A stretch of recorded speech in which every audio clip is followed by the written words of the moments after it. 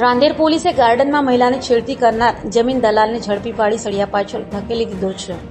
Rander police પાસેથી મળતી માહિતી મુજબ રાંદેર ખાતે આવેલા એક ગાર્ડનમાં એક પરિણીતા તેના બાળકો સાથે જતી હોય ત્યાં એક જમીન દલાલ પણ આવતો હતો અને તે જમીન દલાલે પરિણીતાને છેડતી કરી કહ્યું હતું કે તારા બંને બાળકો સાથે ગાર્ડનમાં કેમ આવે છે, તું એકલી કેમ નથી આવતી તેમ કહી છેડતી કરી હતી, જેને લઈ પરિણીતાએ રાંદેર પોલીસ મથકમાં જઈ ફરિયાદ કરતા રાંદેર પોલીસે છેડતી કરનારને ઝડપી પાડી સળિયા પાછળ ધકેલી દીધો છે.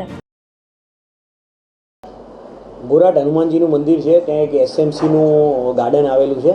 ત્યાં લોકો મોર્નિંગ વોક કરવા અને સાંજે વોક કરવા માટે આવતા હોય છે.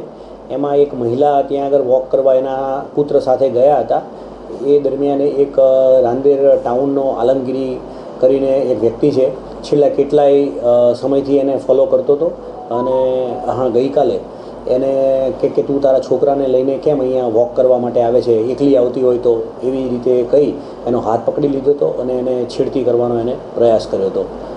એ દરમિયાન બેન ગભરાઈ ગયા હતા અને એને તાત્કાલિક એના પતિને ફોન કર્યો હતો. એના પતિને ફોન કરતાં એના પતિ ત્યાં આવી ગયા હતા.